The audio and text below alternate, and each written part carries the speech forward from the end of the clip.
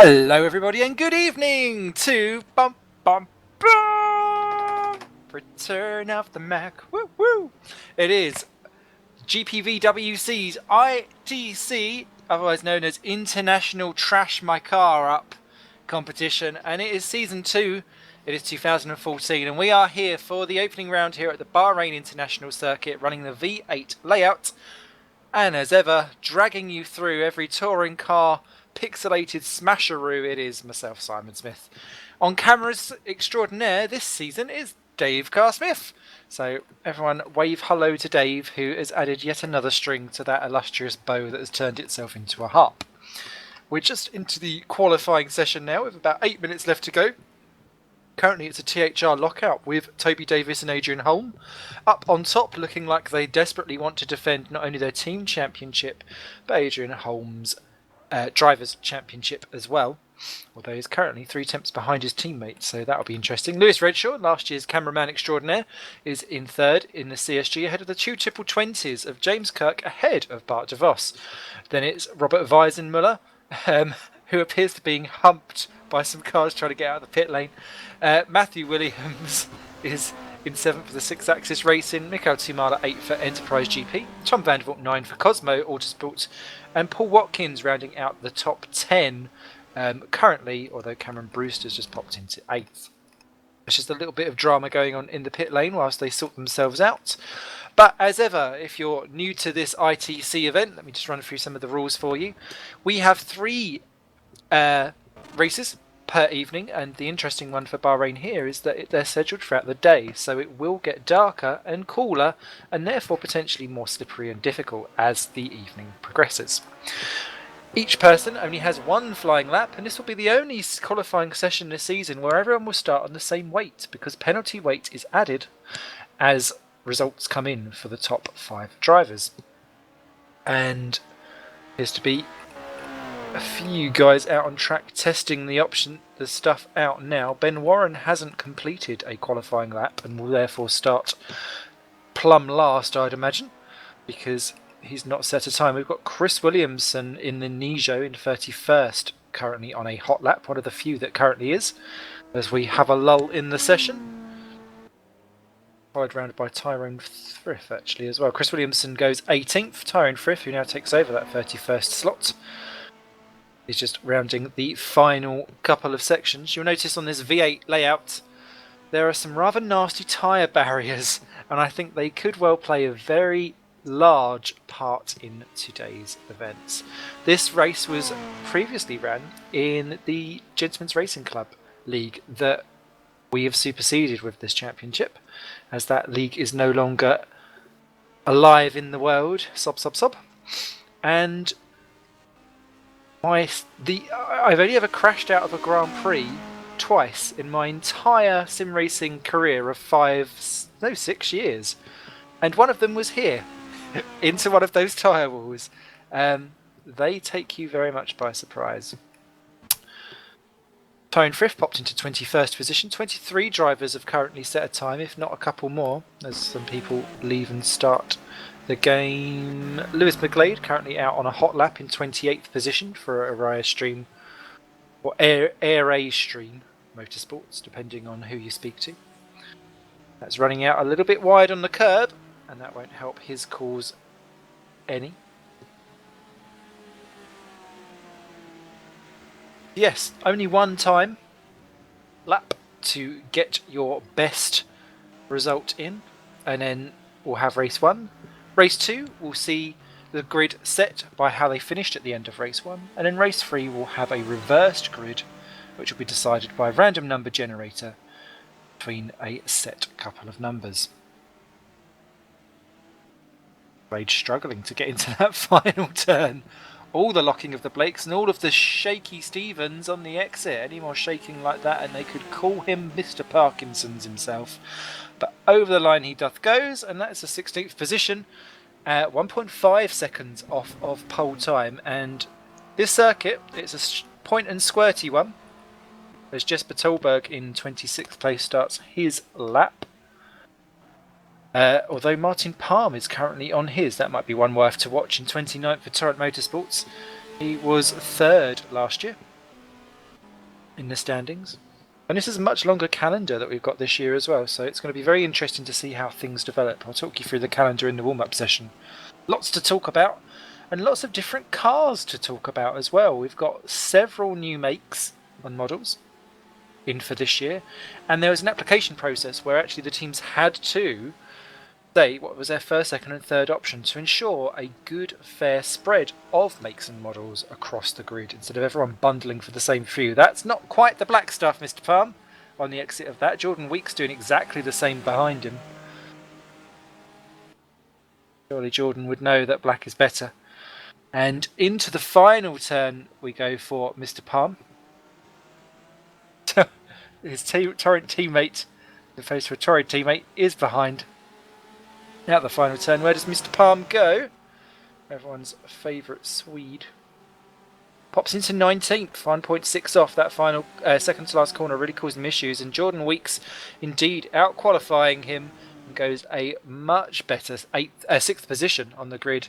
I think Jordan would be quite pleased with that. Immediately bumped to 7 though, because Jesper Tolberg yoinks 5th position. This of course all subject to people joining and leaving the game. He splits the triple 20 duo of Kirk and DeVos, so that's very interesting. The top 21 separated by 1.5 seconds. I think that's going to say a great deal. Who else is out there? We've got Tom Jacobs in a 6-axis racing down in 31st position, just about to cross over the line. As Rude Heasterbeak goes into 7th for Vodball Racing. Where will Mr. Jacobs pop himself into? Part-time super commentator. He goes 16th for 6-axis racing. Seppi Ranieri, who is currently doing amazing stuff in the Super League. What can he do? Only P20. So apparently 10 minutes of practice. So not too bad for only being 1.5 seconds off the pole time. Very different beasts as well, touring cars versus open wheelers. I've always fared better in touring cars myself, although to be fair, having seen them open wheel shenanigans, that doesn't say very much. Harley Hamnet currently out there in 41st position on the 40 strong grid as Ryan Walker and Simon Melhuish just have a coming together down the back straight in what looked like a bizarre brain fade moment. That's all I can describe that one to be. But Hamnet getting the hammer down. He should fare better in these races. He's had some issues with connections with him being a down under Aussie. At least these races are much shorter than the Super League ones that he contests in. The Bastwick Grand Prix car. I quite like that wavy livery on the rear actually.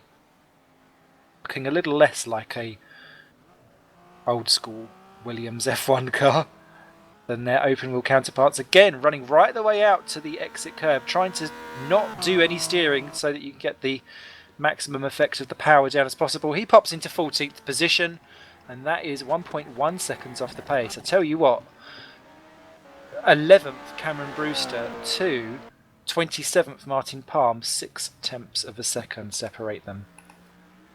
Who else is out there? We've got Sven de Vries and Augustin Canapino, two very capable men. Joshua Anderson is out there too. But Sven de Vries pops over the line. He pops into 6th. I think you'll be nicely delighted with that one. Augustin Canapino then currently showing P35. Coming out, and he too catches the outside curb, just similar to what Martin Palm did, but I don't think this affected him quite as badly. And the Vodball Racing driver pops into the final turn, again braking on the curb. I would never suggest that myself, to be fair, but he appears to have done a much cleaner exit than what we've seen of the most recent drivers coming over. Where does he pop into? That ain't bad at all. That is P3, just 13 thousandths of a second behind Adrian Holm. Beautifully done there. Ben Warren and David Nannon will not set a time. Joshua Anderson has completely missed the second last corner. That is a racing line that only a blind person could love. Down to the final corner then for the YTF1 driver. And what can everyone's favourite Anton Deck spoof do? I think he may be battling with Jonathan Asserclinth for the wooden spoon position. the Optimum Sim Racing duo actually last with JJ Wang and Jonathan Razzacliffe over 5.5 seconds off the pace. Always difficult to get it on the one lapper, and Josh does indeed pop into 33rd position ahead of Chris Williamson as well. I'm sure there'll be some sobbing down at the back of the grid. But now that they're all across the line, it is Toby Davis that will have pole position once he rejoins the server, ahead of Adrian Holm, a THR lockout of the front row, ahead of Gaston Canapino, Lewis Redshaw, and James Kirk rounds out your top 5.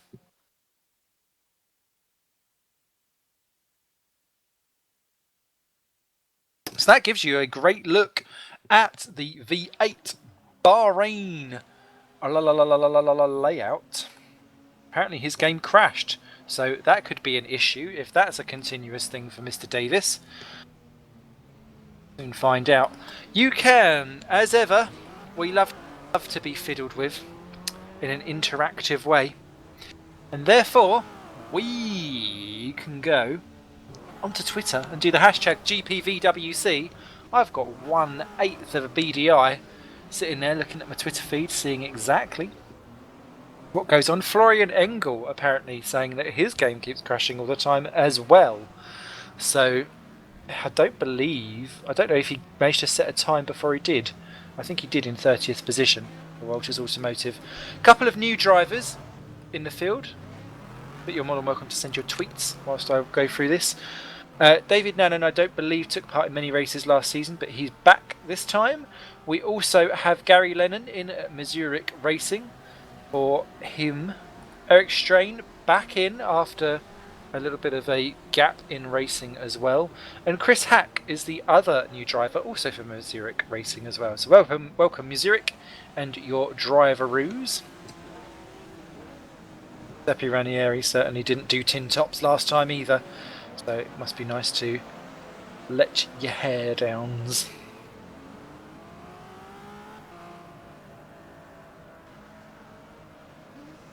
Now, as I mentioned earlier, the calendar.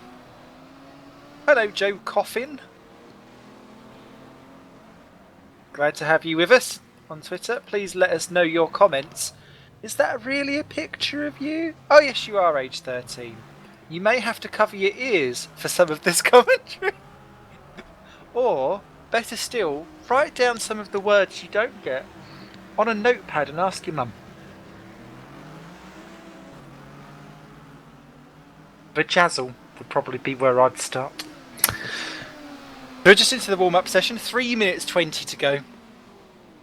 Everyone just making sure that they've got their race fuel set, and making sure that they know exactly how far they can push that turn in before it smacks a barrier somewhere along the line, or a tyre wall. The calendar is 12 events this year, spreading all the way. Oh God, that does spread a long way. Jiminy crickets. Those legs go all the way to 11. We start off at Bahrain tonight, obviously. Then we're off to Pokakoe Race Park. Oh, I love that circuit. That's a great circuit in New Zealand. Then Adelaide. Hey, oh, I like that one too. The Autodrome at Moscow. Or I'm assuming that's Most. I'll decide. I've decided we're going to Most anyway. In May, followed by Salzburg Ring in Austria. Then Rockingham Motor Speedway for the British Touring Round. Norris Ring! Oh yes! Oh, I feel like I've just orgasmed inside. I didn't know that was on the thing. Oh, then we're back to Autodrome Most. Sorry for Czech, so it won't be. It must be Autodrome Moscow. I don't know that one. Then we're at Monza for Italy, Laguna Seca for America, Autopolis for Japan. I do like that circuit as well. Can't drive it for soldiers though. And then we finish up at the Autodromo Jose Carlos Pes for Brazil in October. Wowzers.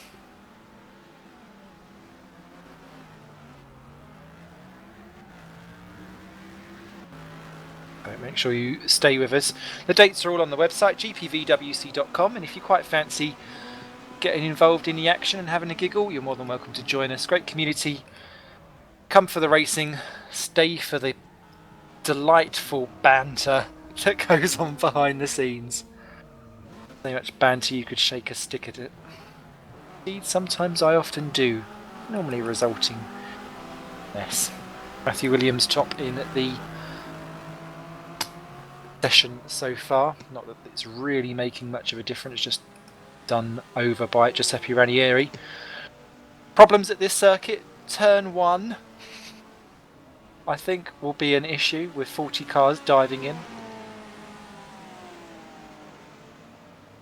And also, in particular, the 2 tyre stacks, one at turn 3 and then one at the end of what is Sector 2 on the Formula 1 circuit. Those seem to be the ones that are catching out most people. But plenty of overtaking, options, plenty of interest to see exactly how the different types of cars go. And I think there will be plenty of high-octane pixelated actions. Send us in who you think may win. Hashtag GPVWC. Look forward to your comments. I'm going to have my last swig of juice.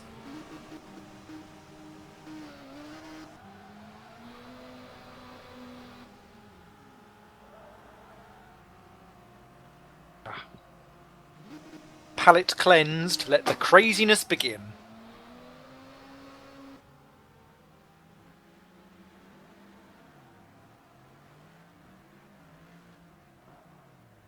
Or obviously we get to the crazy stories in the breaks.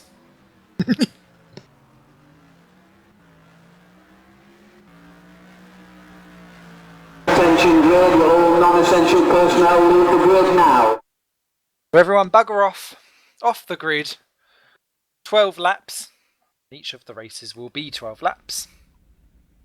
I'll walk and talk you through the grid as they go round on this short-ish formation lap.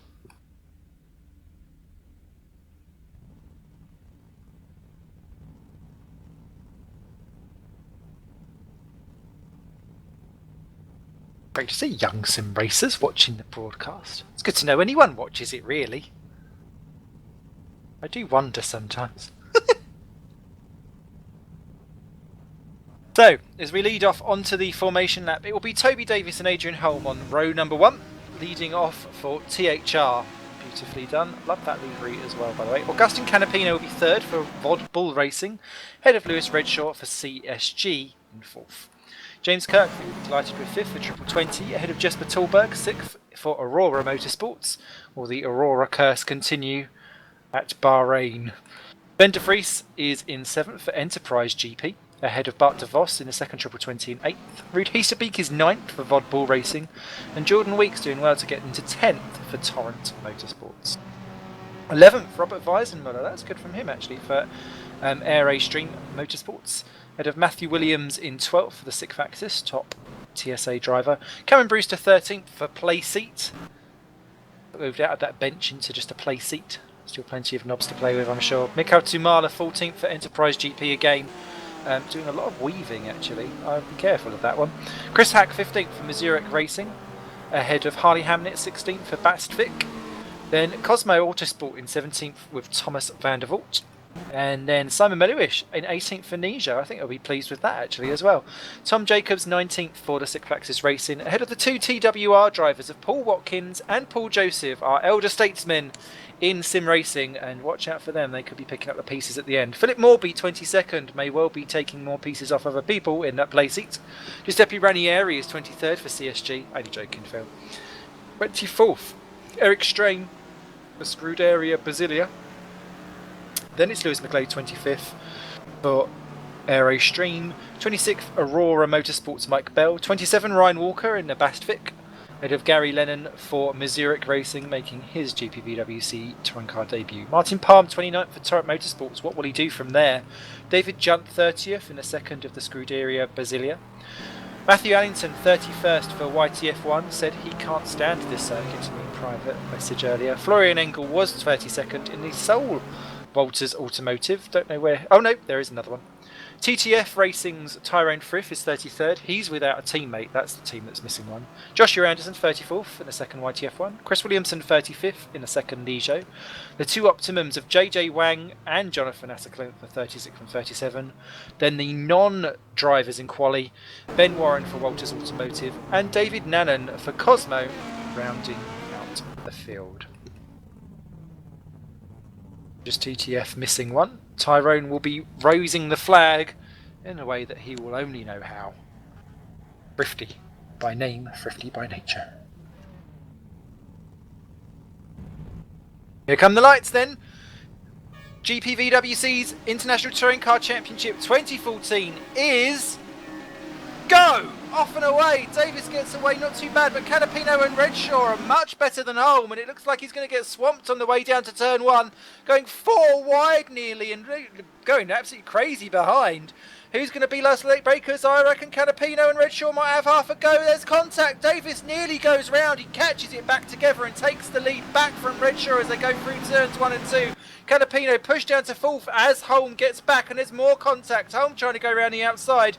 Who else is in trouble? Because it looked like, oh no, that's not too bad actually. As they go round, Ranieri nearly off, McGlade's off down the back. There's some couple of Bennett's going the wrong way. It's Eric Strain who is straining just as much as my voice as we go down, and he's the only person who appears to be a massive casualty. Everyone else is still kind of clunking through, so just the one problem there, and that's Eric Strain. But it is Davis leading. Redshaw's under attack from Holm, and Sven de Vries has got up to 5th position ahead of Augustin Canapino. Kirk's gone down to 6th position. So they go side by side, and this is the tyre barrier that catches a few out, and Holm pushes Redshaw off. Oh, problems there behind as well, but it looks like they've scooped it back up together just about. The blue car I saw, Asselklint running well out wide there, but everyone appears to have made it through. Final corner, there's more jostling and changing of positions, as that was Jesper Tolberg getting past Ruud Heesterbeek for 7th and 8th position. Tom Jacobs being passed by Simon Melowich and Matthew Williams as well. As they cross the line at the end of lap 1, Toby Davis, a second clear from Adrian Holm. Redshaw under attack from Sven de Vries though as they come down towards turn 1. What will Enterprise Racing do? And they've pretty much caught up to Adrian Holm. Is Redshaw going to try and go round the outside with the double draft? Holm covers that nicely, as does Canapino covering off Kirk with Tolberg behind. Heesterbeek's ahead of De Vos and Tumala. Weisenmuller though gets past, and there's contact between Weisenmuller and Tumala for 10 and 11. They're going through. Cameron Brewster gives a love nudge there as well as Tom Vandervoort passes Jordan Wicks, who's been bullied from 10th down to 14th towards the second half of that lap. Everyone else appears to be okay, and even Eric Strain has not come into the pit. So everyone, that is shockingly clean. As Canapino goes for Sven de Vries for 4th position. De Vries on the outside curb. You will only lose time if you try to stay on the curb. He wisely backs out and goes even wider. Scovers it back up again for 5th position. But this is playing beautifully for those THR boys, as Jordan Weeks takes Mikhail Tumala for 12th position. He's going to go for Weisenmuller in the same corner, side by side. Weisenmuller gets a better exit. There's more contact between the Air A Stream cars and the Torrent Motorsports. That was someone kicking up a hell of a lot of dust further back. It was JJ Wang. Hamnet in trouble too, but it appears that no one's actually facing the wrong way. It's just a lot of people running wide and bashing other cars, but amazingly everyone appears to be all right, although McGlade and Watkins, they're nearly coming to blows towards the back of the field. I'm impressed with what's going on here. Down at the end of lap 2, who is on who? Looks like Redshaw's under attack from Canapino for 3rd and 4th positions. Everyone's favourite Sweetie Moment goes down the inside, takes 3rd position for Vodball Racing. Redshaw down to 4th there, Brittany down the charts unfortunately, much like the pop star's career. Sven de Vries though looking waiting breath in 5th position. Heesterbeek's ahead of Tolberg, though clearly rude awakening for Tolberg, care of the Heesterbeeker, and Kirk's now down to 8th position, still battling his teammate, and that looks like it's going to be an interesting proposition as Canapino has to defend. Redshaw's got more grip around the outside, but he's going to be forced out wide, and that's going to give an opportunity for Sven surely to have a go at Redshaw around the outside. We saw this in the open wheelers, that there's plenty of grip on the outside line if you can make use of it. But Sven, I think he's going to go for the old switcheroo. Down into the middle, is there enough room? Yes, there is. Redshaw outmanoeuvred, and that is clearly not the track. Mr. Lulu, back on he goes into 5th position to live to fight another day. What can he do versus Sven? Not entirely sure. Down into the final corner. Sven's got the inside line. Canapino braking on the curb again. Really don't recommend that, but it looks like they all came out of it together. Elsewhere, Tom Vandervoort and Simon Meluish battling over 12th and 13th position. Really impressive here from Meluish. He's not normally known for being this high up the order. He's got round Mikhail Tumala as well and is fancying half a little snatch. And, well, Meluish I don't think has had a snatch of anything for quite some time, and this could well be a snatch for points by the end of it as Redshaw goes for Sven de Vries down into turn 1, side by side, a little bit tighter than, and oh no, that's not good. Bang, bang, bang, and down the order goes Redshaw. Past goes Hosterbeek, past goes Tallberg. He's going to rejoin just behind this console. Oh, massive problems. Meluish is round. No, it's Vandervoort that's round. 18th, 19th, 20th position he goes. That was contact with Meluish, and a couple of others got involved there too. And it's Tom that's lost out the most, as Sven de Vries has lost out a couple of places as well. Canapino's gone through. And look at Ranieri, 12th position. McGlade, DeVos and Chris Hack getting involved there as well. It's absolutely bunched up. You couldn't get more in a bunch of bananas as they go round here, and that's someone going wrong. It's Chris Hack. He manages to scoop it up on the inside, but look at the cars streaming through down to 19th position. Philip Morby's on it. There's someone's bumper. Uh-oh. Was that Ranieri? I don't know. Yeah, it was. It was Giuseppe Ranieri. He's rejoined in 17th position. CSG driver really losing parts of the car that he'd rather have on it. It's looking all a bit Meccano. That looks like Morby braking a bit late. Is he going to... Ooh, yes, he gets round Chris Hack, who's busy defending from Mike Bell there, as Martin Palm is up to 21st position, so he's getting back up the order slowly but surely. Further back, we've lost David Nannon. He's crashed out of the race for Cosmo. He is our first retirement of the race. Gary Lennon's running without a front bumper too, as lap 5 of 12. It's still Davis from home, Canapino, Heasterbeek, De Vries, Tallberg, Redshaw 7th. Then it's Kirk, Weeks, Weisenmuller, Brewster, Tumala, McGlade, Hamnet and Melhuish are your point scorers there, the top 15. Then it's Mike Bell, Chris Hack, Martin Palm up to 18th as he displaces Ryan Walker and Tom Vandervoort. Beautifully done there. Then it is Paul Watkins 21st, then Jacobs, Allington into 23rd. I think I'll be pleased with that. Everyone's favourite ex-Milker driver as they field their way down. Grab the cow, grab the cow. Then it's Ranieri, Wang up in 25th position. He's clearly got some today because he's going up the order. Morby's lost out as David Junt gets his Scuderia Basilia side by side with him, followed by Warren, William, Strain, Lennon, DeVos, Assercliff. Engel's just gone round Assercliff for that position. Then it's Anderson, Frith and Williamson is the last driver currently running. What is still ticking? Adrian Holm closing down Toby Davis under a second for the first time. What is it? They cross the line at nigh on half distance, 6/10. That's another 2 taken out from Toby. What will happen to them as what's going on behind? That looks like Sven de Vries having another go at Laroute Heasterbeek. Heasterbeek goes defensive. Tallberg looking like, oh, Redshaw's round! He's clipped the inside of the curb, or maybe just ever so slightly snuck one of the tyre barriers. Through goes James Kirk, who just says yoink you, thank you very much. Up into 7th position. Nice clean drive by everyone's favourite beam me up Scotty man. What else is going on further back, because that looks like some hell of a train behind Chris Hack in 18th position actually. They're dropping away from Palm and Bell. Palm now up into 16th, looking like he wants to close down Melhuish. And that looked like a spinner behind, and it looked like Morby and Matthew Williams, but they have got back going again. It just was sideways. And Joshua Anderson has just smacked one of the curbs as well, and that looks to me like he's got a puncture in 37th position. Yeah, that car is dead. So he'll have to drag that one back to the pits for an attempt of repairs.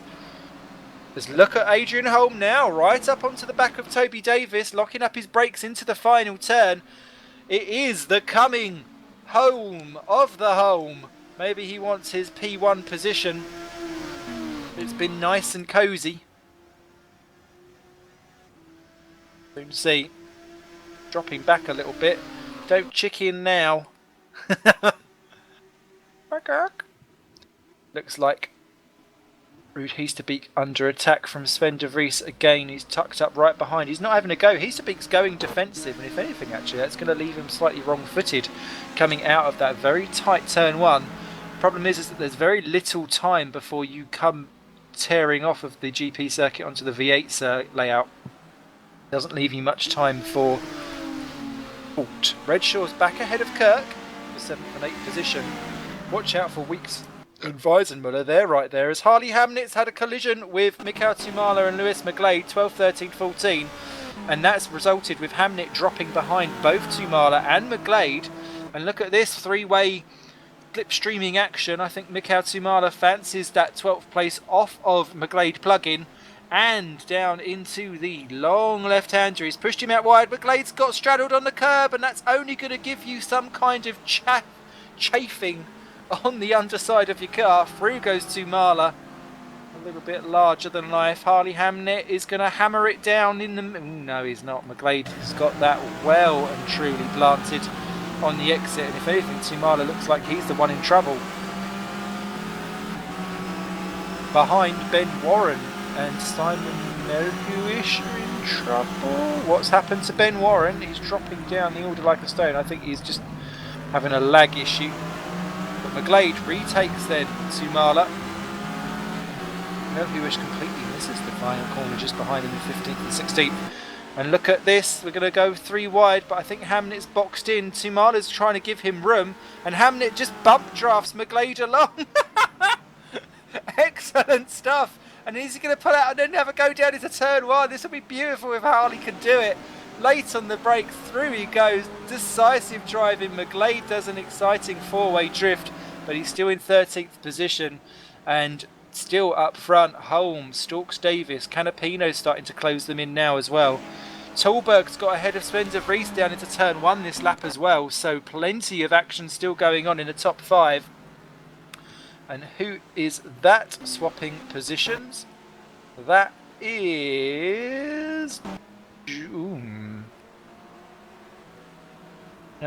knows? Oh, P20, Paul Watkins and Thomas Jacobs swapping positions round while Watkins gets ahead of the Six Factors Racing driver. Ranieri's in 22nd, still going around behind. Ben Warren has disconnected. That was the person who I could see dropping down the order like a stone. Real problems there.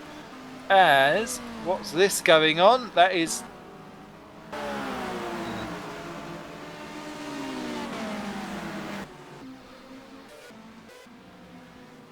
it is Heesterbeek in trouble.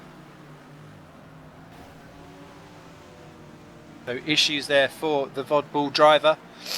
Is he going to come into the pits, or is he going to try and get it home? Joshua Anderson, so far off the track, practically doing rally driving, but he's staying well out of the way. As what's that? Weisenmuller going around the outside of Kirk into turn 1. There's contact between the two, 7th position. Weisenmuller gets ahead round the outside. He does like to be a little bit on the forceful side, but going down the outside into 1, doing very well, and Kirk looking like he's smoking up his tyres quite a lot. Now under pressure from Jordan Weeks. And Jordan, currently Torrent Motorsport's lead guy this race, which I don't think people would have immediately thought of, but he's driving exceptionally well, and he's braked very late. Is that too late? It's going to run out very... Ooh, yes. That was unfortunate there. Kirky retakes the position, and he will live to fight for another episode, the next generation of this race. Hamnett then into 12th, 11th, Tumala 12th, McGlade 13, Palm into 14. He's got round Simon Melhuish for 14th and 15th position. Mike Bell is closing them down. Heesterbeek is trying to hold his pace there, but up front, Davis runs out wide from the final turn. It's going to be a drag race. Adrian Holm takes the lead on lap 10 of 12. The THR boys going into battle. Davis is going in for a little slipstream, takes a lug of the gas fumes and says, "I could give me a breather into turn 1, but no." Adrian Holm holds it just about down into 1. Davis stalks his every move. Canapino's nipped out another 7/10 of a second over the last lap and a half. Davis tries a different move down into turn 2. 3 rather, doesn't quite work out. That is looking sloppy on the exit curbs. Adrian Holm, what can he do? Can he soak up the pressure like a spongy? See what he can, well, see if he can resist Toby Davis. It all came down to a bit of a weird ending at the end of last season. Oh, another little look from the THR drivers. Davis was not able to compete in some of the latter stages of the season, which gifted the championship to Holm, but they were nigh on inseparable throughout the entire season anyway, so it would have been anyone's guess. Now with 12 rounds to play for, they need to lay down the gauntlet early and say, this is my championship, thank you very much. They've got to be careful because Augustin Canapino for Vodball Racing is closing them in hand over fist as Holm gets a bit squiggly on the entry to that corner. There's more changes going on further back as Ranieri crashes out and loses one of his wheels. He's down to 30th position. But Davis there got caught out slightly on Holm's poor entry to that final corner, and he was half a second back at the end of lap 10. Onto the second lap to last lap, the penultimate one. Canapino stalking them in now. Do they start to think of what can happen behind? Tallberg still fending off Sven de Vries for 4 and 5. Redshaw's closing them in 6. Then it's Weisenmuller. Weeks has got round Kirk round the outside. Yes, he has. Beautifully done there for 8th and 9th. Brewster's then 10. Then it's Hamnet. McGlade retakes Tumala for 12th and 13th down into 1. Then it's Palm and Melhuish with Bell and Heasterbeek looking like they desperately want it. Allington takes Walker for 18th and 19th. Hacks down to 20th as a result. Jacobs retakes Watkins for 21st and 22nd, and Matthew Williams runs out wide and loses positions to Strain and potentially Tom van der Vault, as Ranieri he needs to sort it out, because otherwise he's going to, well, you might as well DNF it. Bart de Vos has DNF'd, so that's our 3rd retirement. Here comes Canapino though, right on the back of Toby Davis, but he's choosing to push that car along. He wants the double toe. Coming into the straight, tactical moves, but is he going to leave it too late? He looks a bit awkward on the brake moves. Davis that runs out wide, he's clipped the outside of the curb. Canapino's kind of peaks a bit too early. He's had to go back in again, take a second step of the slipstreaming action as they cross over the line. 1 lap to go. Holm, Davis, Canapino. Who's going to be the one that's going to get it as he pulls out wide? Davis wants this last little look. Canapino's going to go for it too. 3 wide into 1. Is it going to work? Davis! Oh my goodness me! Holm takes the lead and keeps it again. Canapino yoinks past Toby Davis for 2nd position. Splits the THR drivers. Is he going to do a surprise 1 into 3? No, there's not enough room for it. There's a tyre stack. That's why we put it there, essentially. Stop those random moves where you could just barge people out of the way. The back straight it is then. Do you go now and risk it down the second last straight to see what you can, if you can fend him off, or do you wait? Canapino takes a look. He's got to watch out. Davis is doing a dive bomb right through. Colt Canapino's on the way. They're both on the curbs. Oh my goodness me, Davis. That was last of the late breakers, and Canapino just having to avoid there as opposed to actually deal with it. Is he going to take a stab through? Holmes on the curb. Holmes on the curb is off. Adrian Holm, he had that win in his palm of his hand and he's absolutely thrown it away. Canapino takes the lead. Look at him, he's having to defend left and right. He's gone to the inside. Davis goes to the outside. 1 corner left to go. 1 braking zone separates one of these drivers from victory at the opening of ITC 2014. Canapino takes to the inside. He needs to cross him off. Does so indeed. Davis has got a good exit. Can he get enough on the slipstream? I don't think he can. Augustin Canapino for Vodball Racing crosses the line and takes the win at the opening round of GPVWC ITC. You don't get better racing than that. Toby Davis, 2nd position, despite his efforts, and Adrian Holm will be sitting there pressing all of the curse words under the sun, down to 3rd, and he had that in the palm of his hand. Jesper Tolberg, 4th position. Head of Sven de Vries 5. Lewis Redshaw gets 6. Robert Weisenmuller, impressive 7th there for Air A Streams. Jordan Weeks grabs 8, top torrent, ahead of James Kirk in 9th, still keeping in the top 10 there. As does Cameron Brewster, I think will be pleasantly pleased with that for place seat. Harley Hamnet 11. Lewis McGlade will grab 12. I think he'll be he'll be over the moon with that. Mikael Tsumala 13th for Enterprise. Martin Palm 29th to 14th. Not bad for a number 2 driver in that race for Torrance. Simon Miller scores points on the opening of the race for Nijo in 15. Ahead of Mike Bell, Rude Heasterbeek, Ryan Walker, Chris Hacken, Matthew Allington gets a top 20 for YTF1. Then it's David Tom Jacobs, JJ Wang 23rd. He barely finished any of the races last year, so that's a great improvement for him. Eric Strain, despite lap 1 dramas, 24th. Paul Joseph 25, Matthew Williams 26, Philip Morby 27. Gary Lennon did make it home in 28th, minus front bumper and bonnet. Paul Watkins dropped down to 29th ahead of Jonathan Asserclimp in 30th. Florian Engel made it home 31st, just 7 tenths behind him. Chris Williamson 32nd, Tyrone Frith 33rd. Giuseppe Ranieri did make it home, unlapped in 34th, but sadly 1 minute 25 off. Joshua Addison was a lapped 35th, and your retirements, Tom Vandervoort, Bart DeVos, Ben Warren and David Nannon.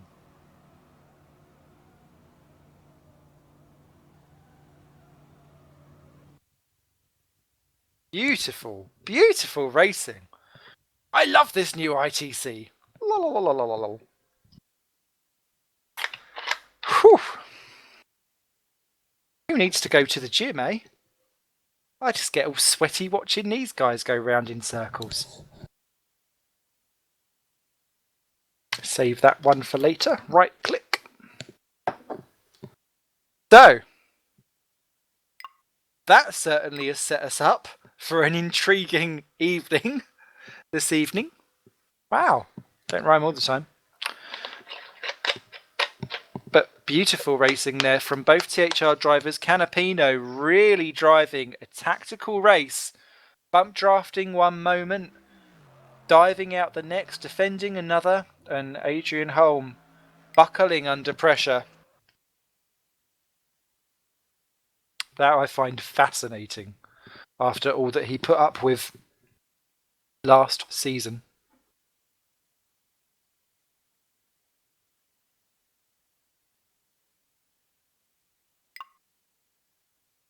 For apologising to each other.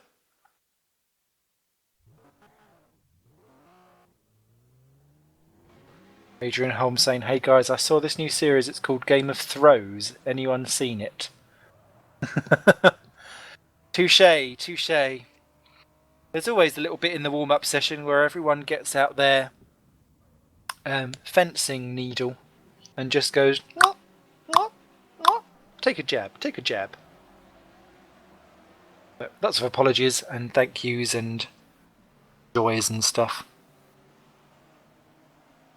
So remember, race 2 will have us starting the grid in exactly the order that they finished in there. So Canapino will be on pole ahead of those two THRs, except there is now penalty weight applied.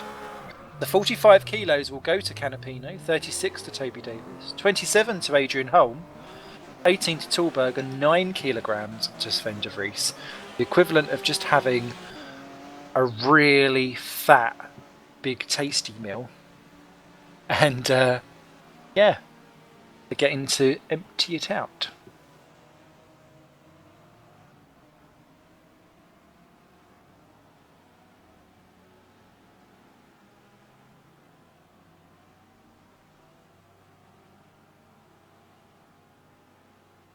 Okay.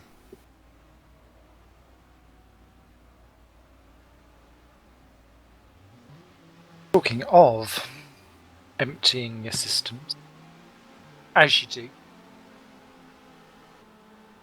I did seem to like on my train today emptying everyone out of first class. I have absolutely no idea why, but the train I was on when I was going into work today had a guard on either side of the first class carriage, which had a total of 16 seats in it, of which 4 were occupied by people. And as soon as someone went in there and stood, these 2 guards were like proper eyeing each other and doing hand signals like they were in some massive deep cover operation. And then one of them would go in and be like, "Road ticket, please." And I thought, what an absolute waste of time and life. In fact, I challenge people. How many people have actually bought a first-class train ticket for a train journey less than an hour long? Just in case I offend anyone. Unless your name is Race Director Dave Garsmith, obviously, who insists on travelling in styly.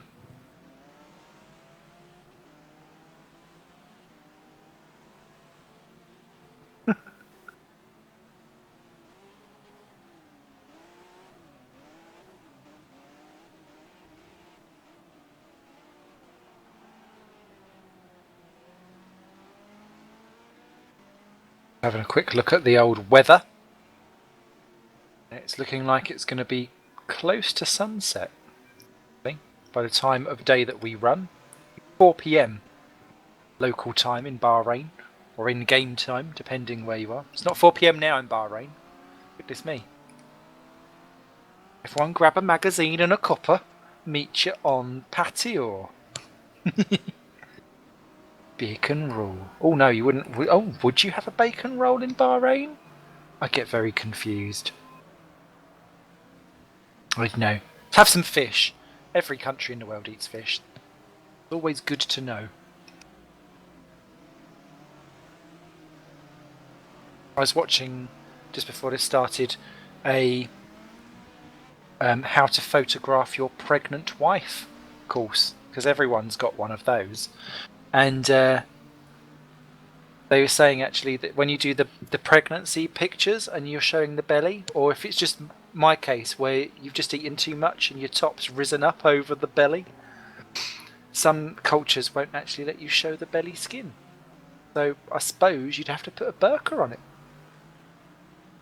Who knows? You could just dress yourself accordingly. Who knows? I found that very interesting because I hadn't given that a thought. 45 seconds left to warm up.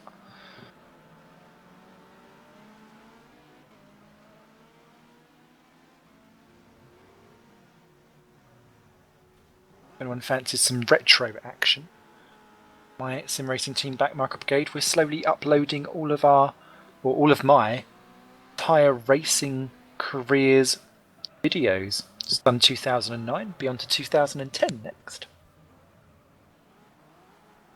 I'll make some of them actually. Providing much amusement, since all of my highlights of all of my races just seem to involve me facing the wrong way. Which surprisingly did not happen very much in that race 1. But as always, the first race of the evening is a tentative one. It will only get worse from here. Grab your drinks and snacks, we'll be on track in just a sec.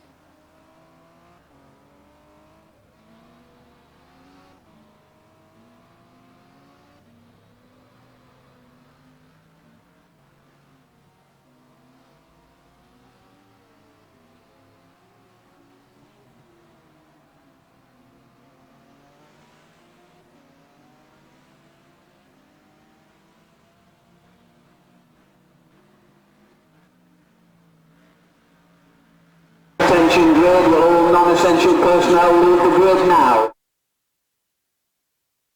So they're clearing off again.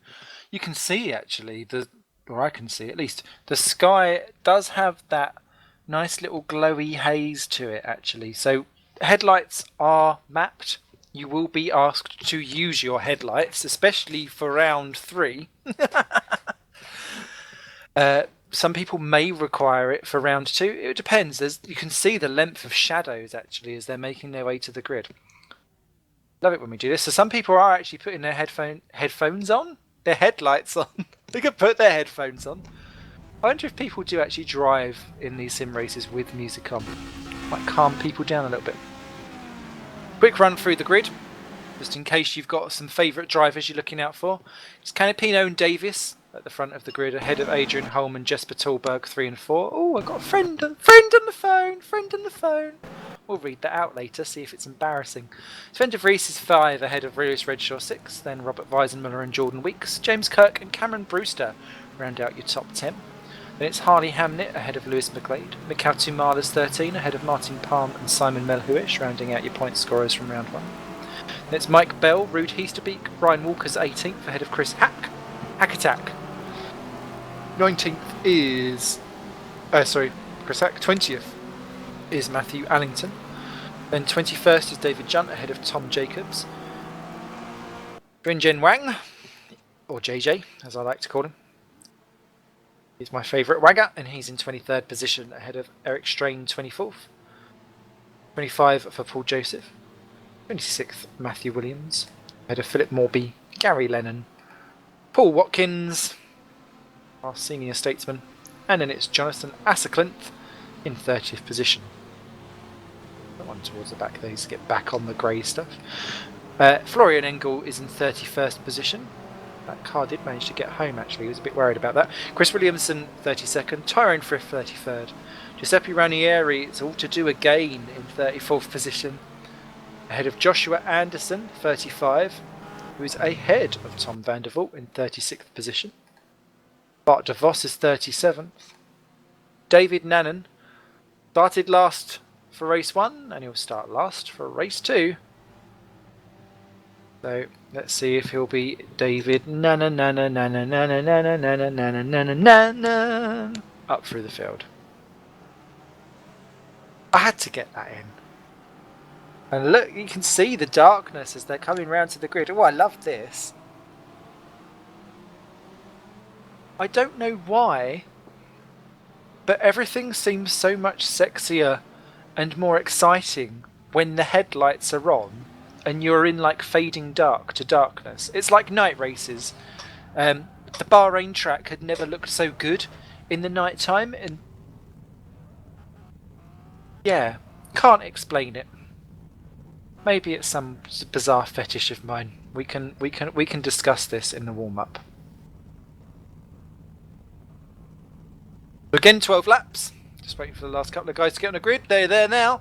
Round 2 of the evening at the Bahrain International Circuit. The V8 layout for ITC GPVWC is go! And Holmes nearly bogged down off the line. Canapino's got away well. Look at Tolberg.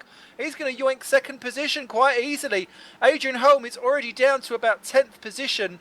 And I wonder, with all these cars coming down to turn 1 with headlights on, if there will be problems with the old frame rates and dramas. Redshaw there goes up into third almost for a split second, and someone's gone crashing in towards the back.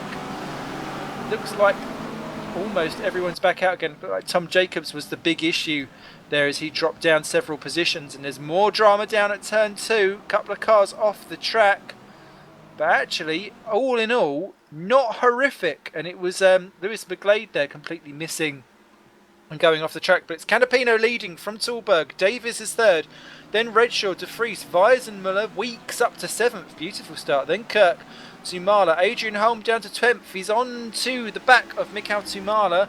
He's going to have to go around the outside if that one's going to work. He's got Martin Palm right behind him as well. Is Holm going to go down the inside and take 9th position from Tumala? Yes, he is, and Mikhail does not fight it. We'll go for it on the exit. Someone's run off quite wide further up. Tolberg there under attack from Toby Davis as they start fanning out down towards the final corner, and Davis is going to try and have a go. Tolberg's having half a look at Canapino. Davis runs out wide, gets caught on the curb. That will unsettle him as he goes down a straight, but he'll have Canapino in front of him to try and regain that speed as they come down to finish lap 1. Everyone still running. Frith's dropped to last somewhere along the line. Canapino goes extraordinarily defensive. You've got to be careful because you've got a specific racing line around here. Davis is going even deeper into 1. He wants that lead and he's got it, but look, Lewis Redshaw's quite fancy in it too. And he's going to go up from 4th to 2nd in one corner. Beautifully done there by Redshaw. And look at Canapino, he's steaming up. He's been hit by Tolberg from behind. That in turn pinces Redshaw off wide. And Tumala's round in what was the 10th position. He's got back going again in 16th. Everyone's trying to swing their way through. Real issues there for some of these drivers, and that's a Cosmo car in trouble, and it's Tom Vandervoort. He's rejoined in 31st position. So not a good day again there for Tom. And Canapino running out wide. Is that going to allow Tolberg through? Tolberg's turned his lights off there, I think, for a split second. Almost flashing don't get the point of that. All it just says is I'm angry, and that just means to the other car, actually, I'm doing a good job then. As Davis gets it all wrong, and Redshaw gets caught out because of the issue of it. A couple of drivers really running out wide. The colder track temperatures obviously playing a hand as Redshaw takes the lead down the back straight. Beautifully done there. Remember, these cars have got weight on. Canapino, Davis, Holm, Tallberg and De Vries. Redshaw takes the lead then for CSG out of the final corner. Davis will have the slipstream, but will he have the brakes and the tyres and the fact that he has eaten an entire roast dinner? Will that prevent him from doing anything down into turn 1? The two are pulling away slightly. Redshaw goes slightly defensive. Davis is going to do that extreme cut back through again. Redshaw keeps on the racing line. And Davis takes the lead. Redshaw's going to try and get out on the exit, but Davis keeps it, and it looks as if Canapino's got past Tallberg. Indeed he has. He's up to 3rd. Tallberg down to 4th. De Vries trying to go round the outside of Tallberg into 3.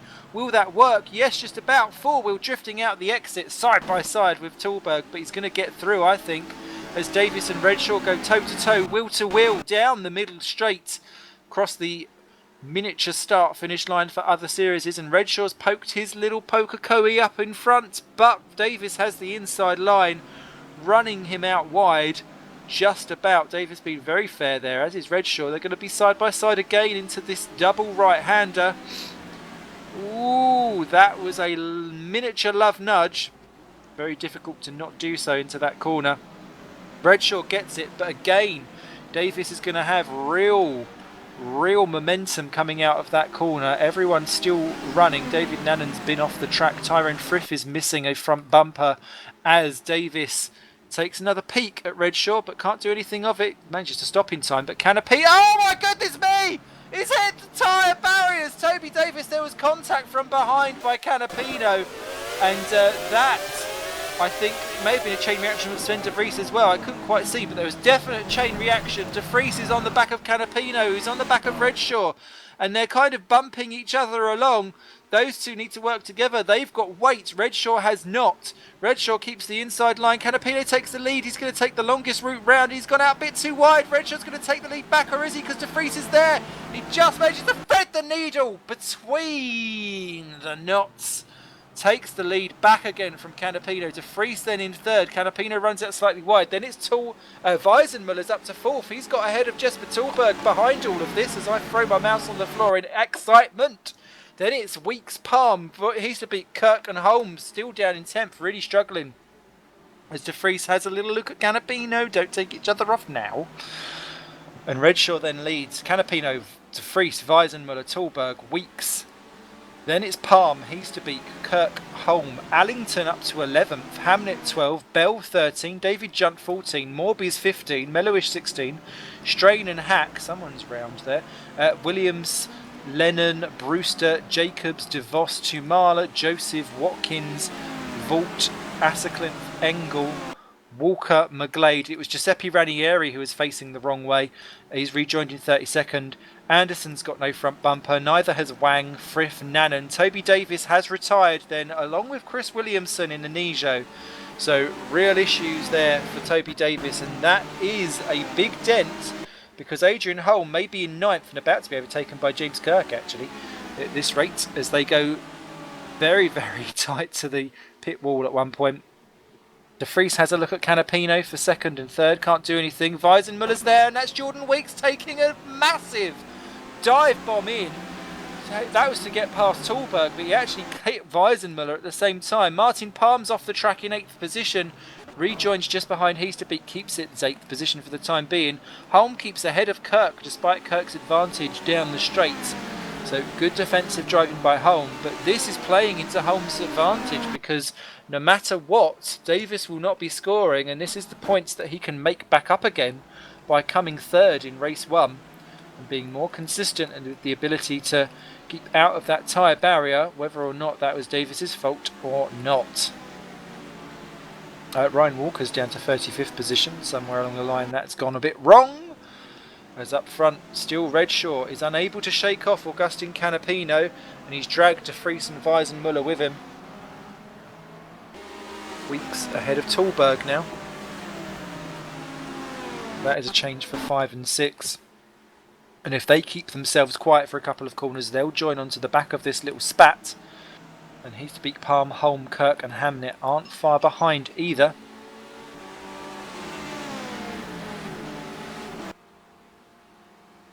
I'm speeding down the straight.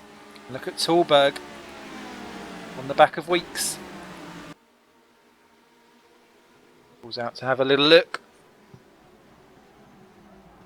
Weeks keeps the inside line. Tallberg stays to the outside, nicely defended. What was the thing going on behind? Oh, it's 3 wide. Allington's trying to take 2 positions in one fell swoop, and he may well have done it. No, Hamnet and Kirk get back through again. This could only end in issues. There's more contact between Allington and Kirk. Kirk is going to try and retake the positions for 10th, 11th and 12th. Beautifully, bizarrely executed manoeuvre, but it's worked for Kirk. He keeps ahead for now. Hamnet then drops behind Allington, who's basically pushing into Allington there, poor Hamnet. Allington then pops out. The YTF1 driver would quite like some points, and he's going for it, but that's very late on the brakes, and that's only going to end in a spin. Oh no! Well, he's made a right balls up of that. Replace the milk cow with a fat bull, because that is no points now for Allington as he drops down. DeVos and Lennon going through. He's rejoined just ahead of Brewster, who's going to dive through and yoink his 20th place. Problems there then for Allington. To Kirk stays 10 from Hamnet. Bell, Junt, Morby and Meluish. And Meluish just takes Morby for 14th and 15th position in a rather aggressive move. And look at Eric Strain and Chris Hack. 3 wide between Morby, Strain and Hack as they go down towards the second to last corner to the final one. And is Chris Hack going to yoink that 15th position and final point from Morby? Yes, he is. A little bit of love rubbing. And on the exit, actually, Strain is probably the one who's best placed to deal with that. Up front, Canapino's right on the back of Redshaw again. Redshaw slightly defensive and locks up his brakes. Manages to stop on the apex and therefore prevent any issues from Canapino. Back to the Kirk versus Hamnet for 10 and 11. Kirk retakes Hamnet down into 1. Hamnet had got back past on the actual straight itself. And Meluish, Morby and Hack and Strain 4 wide into turn 1. And amazingly, they've all came out of it, although Morby's desperately losing the car and he's going to hit the tyre barrier. No, he dives underneath it. Good good evasive driving there by Morby.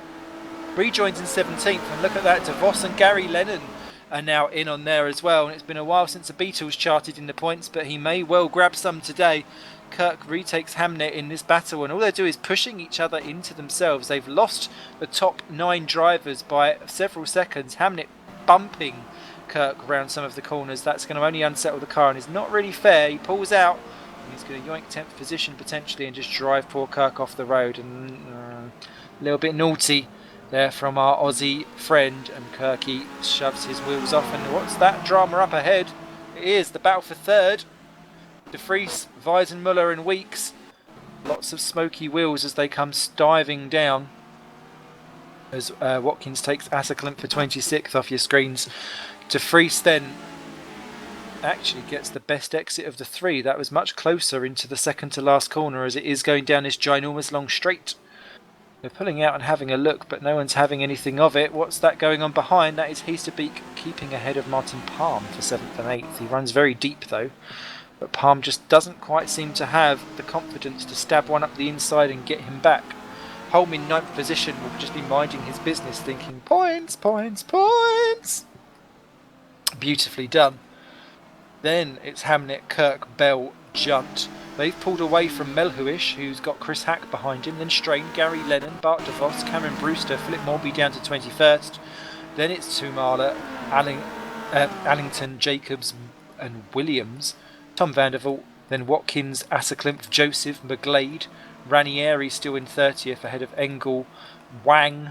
Frith has just overtaken Walker for 33rd and 34th. Joshua Anderson's right behind them, and that's the last of the runners. Everyone's still on the lead lap. Quite easily so, actually, on lap 8 of 12.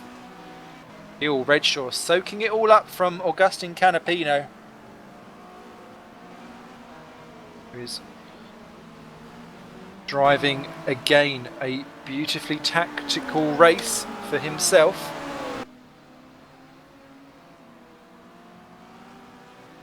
With all the weight of someone who should really be going to Weight Watchers. He's really showing the way. All behind, Weisenmuller's having a look as well. Canapino going for Redshaw. Redshaw about breaks himself slightly. Canapino takes the lead. Weisenmuller takes third. It's all kicking off here at Bahrain. Redshaw tries to come back. Squeezes on 2, gets lost on the curb. He's going to have the inside for 3. Canapino's trying to go around the outside. How long will that tyres last with all of those dramas? Jordan Weeks there nearly loses it on the exit curb of 3 as well. But Weisenmuller and Weeks get past Sven de Vries, who really lost out there. He's dropped down to 5th position. But Redshaw, it's like a bottle cork. They're all getting caught up behind. And now Robert Weisenmuller's having a go. Canapino, oh my goodness me, I don't think that was really an overtaking manoeuvre. That was an outbreaky. Through goes Redshaw. Through goes Weisenmuller up to 2nd position. The IRA Stream Racing driver suddenly looking like he quite fancies his first win. Remember, he won at Canada last year and it was taken away because he'd done some rather naughty doings during that race. This could be his chance to prove everyone wrong and that he can indeed take the top step of the podium. And not in a reverse grid race either. Onto the back of Redshaw. Canapino under attack from Jordan Weeks. Contact between the two, but they get out from it. But that's going to just allow Robert Weisenmuller to have a go at Lewis Redshaw down towards turn 1. We've lost Tom Vandervoort. He's crashed out in his Cosmo car. Look at how close Redshaw is going to the actual line. That is definitely one move. Weisenmuller there does the dummy down the inside. Is he going to be last of the late breakers? It's going to be so close between the two. Weisenmuller pushes Redshaw out wide. Oh, he's a bit wobbly on the exit. Redshaw's got more grip under acceleration. The pair are going. Look at Weeks. He's up into 3rd past Canapino as well. Weisenmuller takes the lead. Redshaw is out on the grass. That's going to allow Jordan Weeks to have half a sniff down his back straight. Look at the way how they're trying to break the stream and the toe. Weisenmuller to the inside. None of those are vaguely on the racing line. This is beautiful action here from GPVWC. Redshaw's going to have a much better turning angle and you'll have the inside for the next turn. Weisenmuller needs to make the most of this particular kink here. But Redshaw's got it back. And look at Weeks. He's sticking it up the inside. That's going to be a lot of love rubbing. Oh, my goodness me. Weisenmuller's off. He's off. Oh, no. Robert Weisenmuller. What a shame. Down the order he goes. He's spinning back round as the sunset comes down on Bahrain. The sunset now comes down. And Robert Weisenmuller's podium aspirations for race 2. There's lights flashing up ahead. Some people aren't happy. But Redshaw is back in the lead. Weeks is in 2nd. Canapino is having to defend from Sven de Vries for 3rd and 4th. Tolberg and Heasterbeek have joined onto the back of this. And Martin Palm ain't that far behind either. Adrian Holmes up to 8th. Hamnet 9. Weisenmuller rejoins. Still in the top 10. Nothing to shake an angry stick about to get that top 10 position. But oh my goodness me. How that 10 could have been just a 1. Sven de Vries has a look at Canapino. He's got the inside but he's tapped Weeks. That's unsettled the car. Canapino's going to stick it up the inside for 2. It's always awkward because that gets a pincer in as Sven de Vries finds out. And that's left him wrong-footed for 3. Through goes Canapino. Will Tolberg find his way through as well as they come down the back straight? All kicking off. There's plenty of action going on up and down the field. But we'll stay with this for the sec as we are on the penultimate lap. And nothing looks decided at all once again here at the Bahrain circuit. Sven de Vries looks like he's going to squeeze Tolberg out. Tolberg's got 2 wheels on the curb. That's going to completely unsettle the car. Ruud Heasterbeek looks like he's going to try and whip one round the outside of Vod Bull. Will he have the grip? Looking like it at the moment. And he has the racing line too. Tolberg tries to stay on the inside. Beautifully done there by Heasterbeek. Palm's right there too. Hamnet is onto the back of Adrian Holm. Do you decide to just let it go or not? As we're going to go 3 wide into the final corner. Martin Palm takes a little look out. Oh my goodness me, is Martin going to take 2 with 1? Oh, 3-1, just about goes. Heasterbeek's pushed out wide. Tolberg goes through. There's contact between Heasterbeek and Palm. Put your beak away, Mr. Ruud, because that indeed was. Sven de Vries is all over the back of Canapino up ahead. Redshaw's pulled clear of Weeks by 0.8 of a second. And look at Canapino, he's having to pull right out. Sven de Vries, can he go around the outside for the Enterprise GP team? No, he can't. Tolberg stays ahead of Palm, who stays ahead of Heasterbeek just about. Or is Heasterbeek going to get down the inside? Yes, he is. And retakes 6th position from Palm, who was slightly bogged down with Tolberg being ahead. And Heasterbeek runs completely off the track, and that gives Palm it back. Thank you very much. Hamnet is still behind Holm. Then it's Weisenmuller. Mike Bell is just taking James Kirk for 11th and 12th position with Junt behind. Then it's Strain. Mellowish has got Hack. Lennon Brewster and DeVos 3 wide into turn 3. Oh my goodness me. They all came out of that one together somehow. And we've got just a couple of corners left in this absolutely titanic scrap for almost every single position going. Redshaw still ahead of Weeks. Weeks is closing him right down. No, that's going to be a last corner gasp. Same for De Vries and Canapino, although I think De Vries may have just ruined it on the exit of that corner. Redshaw trying to lose the toe from Jordan Weeks.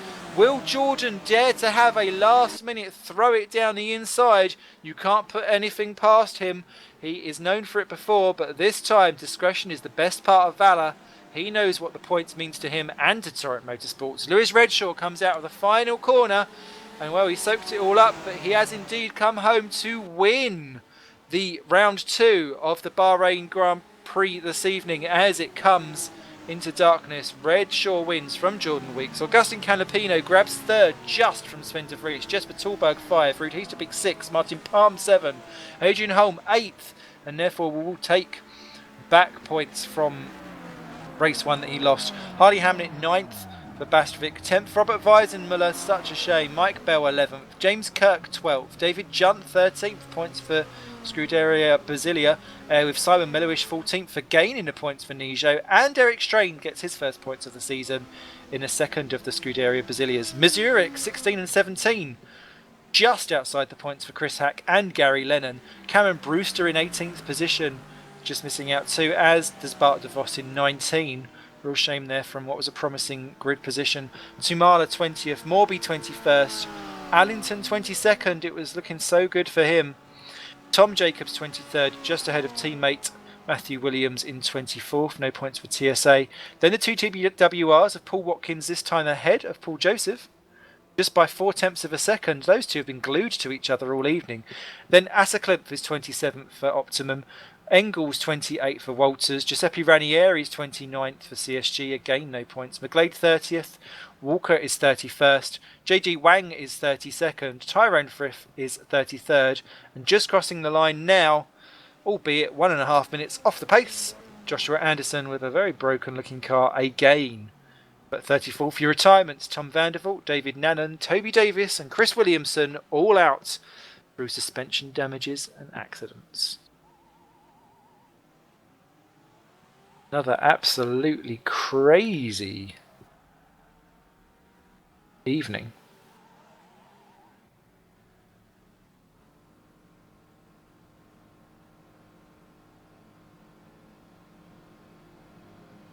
Ooh.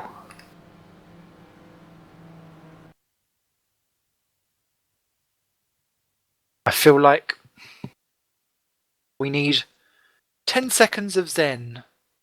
Oh. Shush it, R-Factors. Shush it lots. Thank you. 10 seconds of Zen before I start freaking out.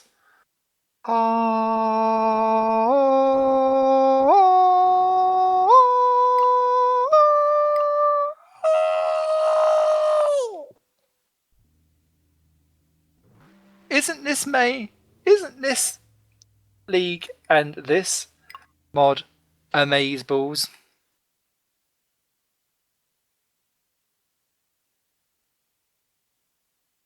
So, yeah, I thought people would complain of FPS frames per second issues in that one.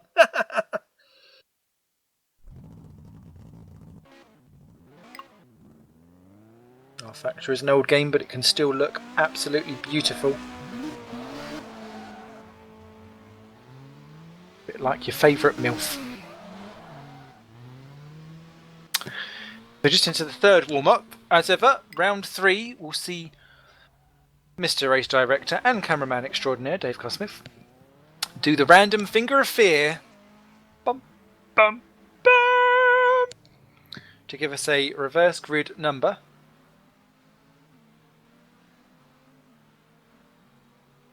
And the number is...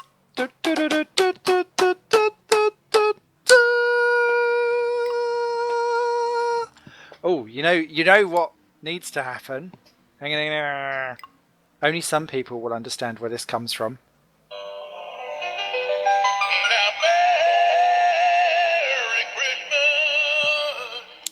To Gary Lennon, who's on pole position. The number is 17. Da, da, da, da. So, Gary Lennon, pole position, number 1. It's been a while since we've had a Lennon on number 1 slot. That should cheer up Sim Racing's favourite Grumpy. Surely. Maybe not now that I've said that. Soz. We love you, really.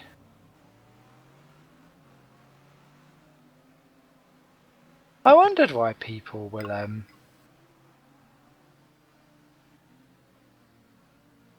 Ben Willis. Hello, Ben. Follow you. So you existed on Twitter? No, I will not edit out the bits where we accidentally hit each other. Besides, that's 2014, and therefore actually will take me a while to get to.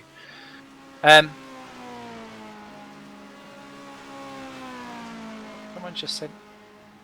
Okay, that's something for a 13-year-old to go and Google. Rainbow pony plugs. Thanks to whoever's just sent me that on Twitter. I now feel slightly disturbed, albeit in a colourful manner. So, this one will be the dark hour. The penalty weight, as ever, just to recap, is 45 kilograms to Lewis Redshaw, then 36 to Jordan Weeks, 27 to Augustin Canapino, 18 to Sven de Vries, and 9 to that cheeky little Bug. Oh, you're so cheeky. You're so cheeky, yes. That's a cheeky girl.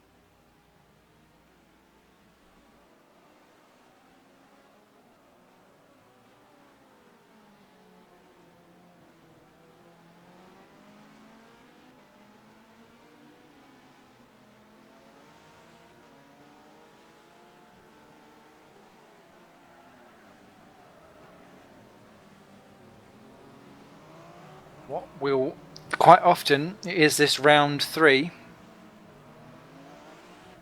that often throws up this, not only the surprise, but it's really where we see the people who are the championship leaders really have to work for it, and it's often these races that push and shove the end points tally, the end of the championship. Headlights mandatory for the next race. I think nigh on everyone was on it last race.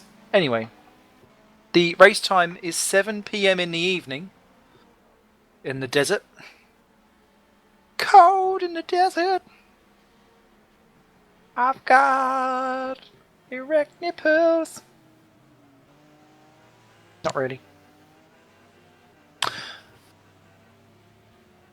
Do like being inappropriate. In fact, talking about inappropriate, I was asked 2 minutes before it happened to sit in on a job interview that was taking place on Friday. It was wonderful. It was wonderful. I had no idea what the job title was. I had no idea who she was. Thankfully, she had a Chromebook and flipped it out so I could have a quick look at her CV. Full of lots of big words, didn't know what any of them meant. And then, for some reason, someone had said to me before I actually went into the interview room, well, she's quite well known in Germany, from where she's worked and where she's been. So I just decided she was German. And then throughout the interview, I thought, wow, actually, your accent is really quite English for a German person. So I asked her all about her Germanicness. She's from Estonia. Who knew? Who knew? It made so much more sense afterwards. She was blonde and she looked like she just walked off the Eurovision. But, yeah. So we're going to give her the job. Attention grid, all non-essential personnel leave the grid now. Just out of embarrassment, really, to be fair. And now, as the track goes under the darkness, we have more dark than Terry's black magic. Or, if you hear the rumours, my sister's youngest daughter. She won't be watching this stream, thankfully. If you ask us about that. But actually, when you're looking at the racetrack being under lights, this actually feels a bit lighter than what it did in the previous race. So 12 laps again, the third and final round. Oh, actually, when you're in cockpit mode. They don't call it the cockpit for nothing, honey. And, yes. Darkness plus dust equals, oh my god. So it's a Mazurek all front row. Gary Lennon ahead of Chris Hack. This could be interesting. Eric Strain, third position for Scuderia Brasilia. Simon Melhuish in fourth position. Last time he was on the podium was in a reverse grid last year. David Junt in fifth position. He could be one to watch. James Kirk in sixth for Triple 20. Now that could work out very well for James Kirk, to be fair. Mike Bell in seventh for Aurora. Very good pace. Robert Weisenmuller in 8th. He could very well be the one to watch. Someone nearly spinning there in the background. Harley Hamnet 9th for Bastwick. Adrian Holm 10 for THR. Martin Palmer 11th for Torrent. Ruud Heesterbeek 12. Jesper Tolberg 13. Sven de Vries 14. Augustin Canapino will be starting 15th. Jordan Weeks 16. And Lewis Redshaw in 17th. Cameron Brewster will be 18th in the place seat. Bart de Vos will be he's starting from the pit lane, I assume, in 19th position because he's not out on the grid. Mikael Tumala's 20th, Philip Morby 21st, Matthew Allington 22nd, ahead of the TSAs of Tom Jacobs and Matt Williams. Then it's Paul Watkins and Paul Joseph in the TWRs. Jonathan Asselklemp 27, Florian Engels 28, Giuseppe Ranieri 29, and would it be amazing if he came away with this entire meeting with no points? Lewis Redshaw's 30th, ahead of Lewis McGlade. Is 30th, ahead of Ryan Walker. JJ Wang, ahead of Tyrone Frith. And then it's Joshua Anderson, ahead of Tom van der Voort again.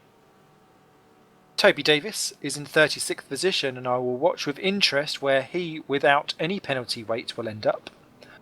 Chris Williamson is 37th, and we've lost David Nannon, who's made it pretty much poor start to his 2014 campaign with with nothing to show for it, sadly. So already we've lost a couple.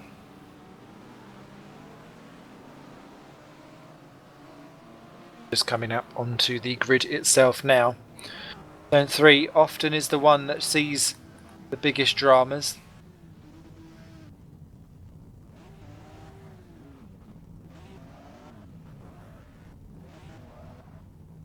Where are we gonna end up? Who will end up upside down?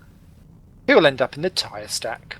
And who exactly will win the race-free shenanigans that will be ITC? This is the one we really tune in for, isn't it?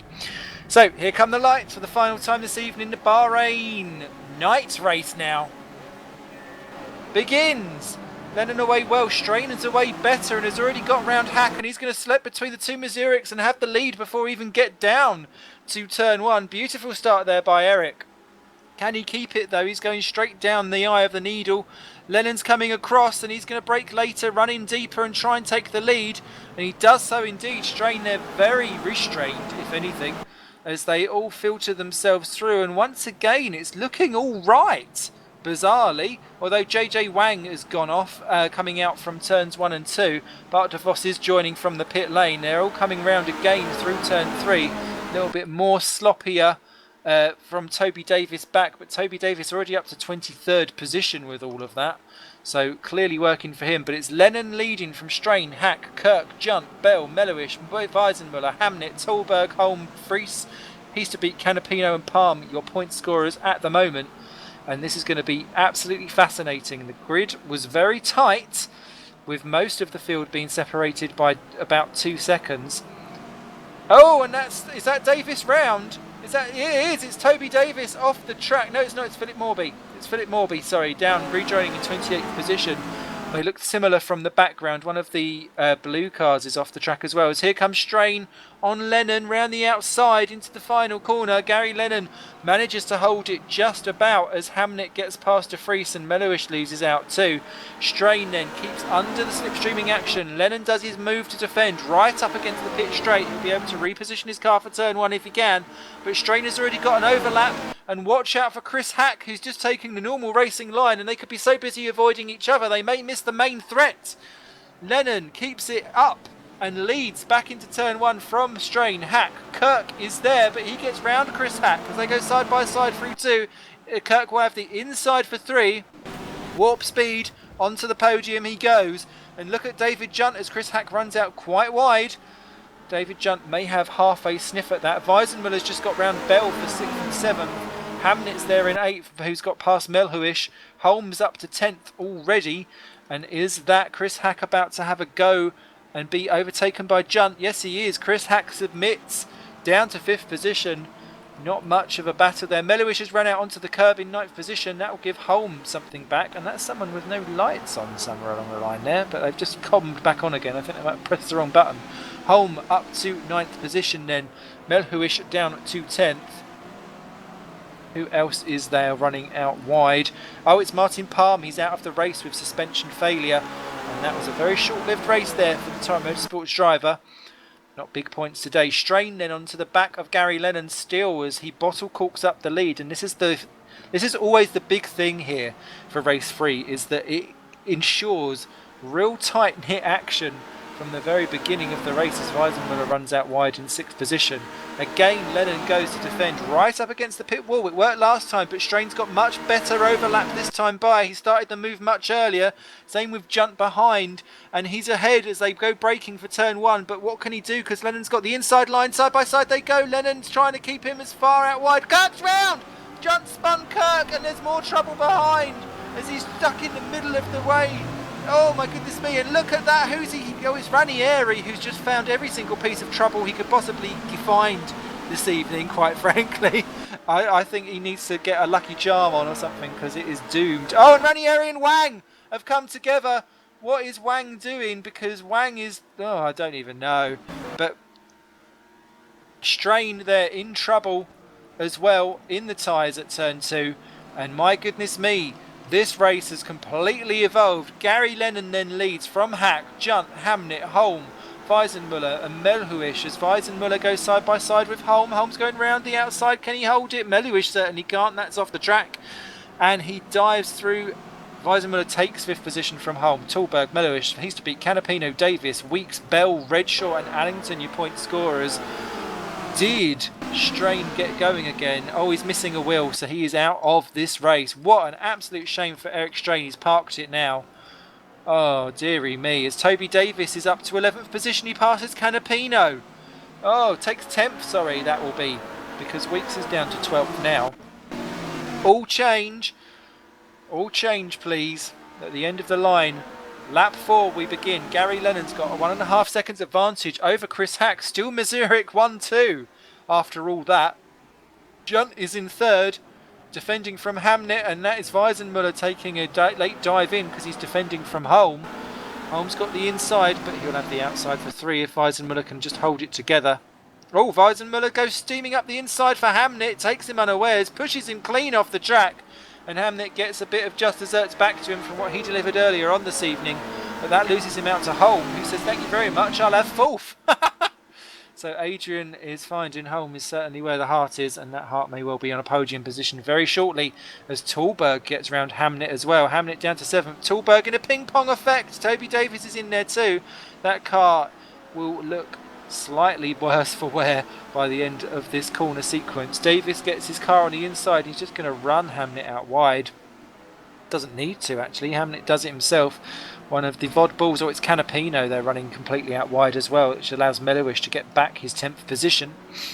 Redshaw is there in 13th too. De Vries 14th, Allington 15th. Who else is in issues? Oh, it's Bart de Vos who's spun and dropped to last as well. So issues for him as he's trying to recover from his start as Davis gets round Tallberg. He's just bashing them out of the way as they all, well, if there was a bishop it would be well and truly bashed by the time they get down the end of this straight. Hamnet versus Heasterbeek versus Tallberg, 3 wide into 1. This could be interesting. As Davis goes for Weisenmuller, there's contact. Oh my goodness me, off they go. And well, that was a bizarre one because that kicked off very early on. Davis rejoins, scares Hamnet off the road. And he's got to be careful where he does rejoin actually. He's lost out in positions, to be fair. As Hamnet goes off, there's more contact between Weeks and Melhuish behind. All getting a little bit happy on the old crasheroo fest.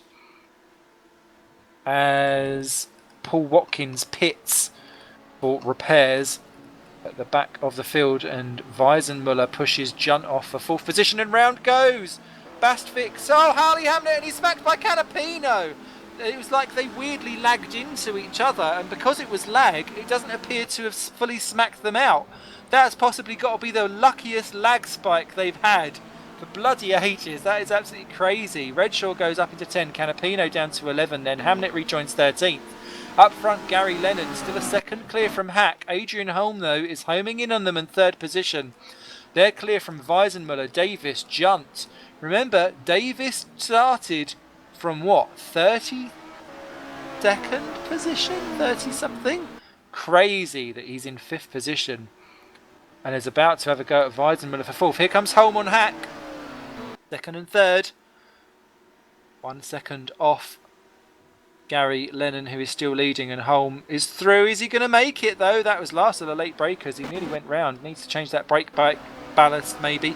As Weisenmuller defends from Toby Davis just to keep 4th position, but he looks like he's going off, as does Davis, as does Heasterbeek behind. Tallberg's there, then it's Junt, Melhuish, Redshaw, Canapino, Hamnet, De Vries, Allington and Kirk now up into 15th position for that final point ahead of Matt Williams as they sort themselves out. The mix the Bowser himself, Tumala, Vandervoort and Walker, your top 20 ahead of Jordan Weeks, who slipped right the way down to 21st courtesy of issues. And that's Chris Hack off the track. Oh dear, he's rejoined in 3rd. There's that much of a gap between them two and Weisenmuller. Davis there clips one of the inside curves, loses out a little bit as he looks like he's trying to get back on. And look at the way how Adrian Holm just crawls onto the back of Gary Lennon. This is like watching a fat person trying to run away from a skinny person at the London Marathon and knowing possibly the inevitable might happen. The only thing that may stop him is if Gary Lennon grows some kind of moobage and chucks it around to stop and block Holm from getting through. I don't think it's going to happen. Down the straight it comes, lap 7 of 12, and the fact that Gary Lennon has held on for this long is testament to how well he's driving this evening. Holm takes the lead from Lennon. Lennon's not giving up though. He's having half a go. That was much more sedate than what the previous ones were.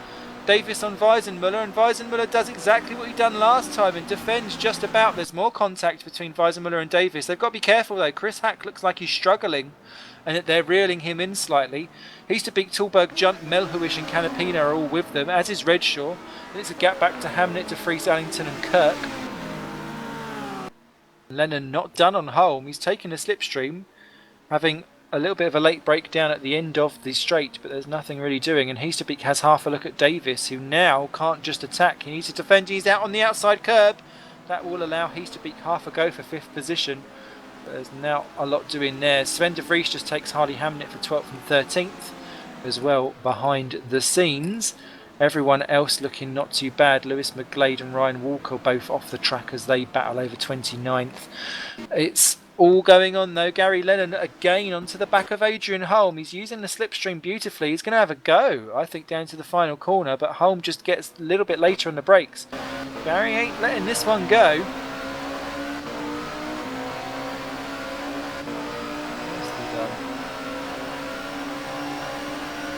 Marching to Sergeant Pepper down the straight. Pate continues. Again, just picks up the toe right towards the end. Don't know if he's got the gonads to go for it. Oh, yes, he is. My goodness me. Gary Lennon tries to get back on Adrian Holm. Beautifully executed. Doesn't quite pay off. Holm keeps it for now, but he is certainly being kept honest. Hack, Weisenmuller, Davis. Then it's Heasterbeek, Tolberg, Melhuish. Junt is behind Simon Melhuish now as Canapino runs in 10th.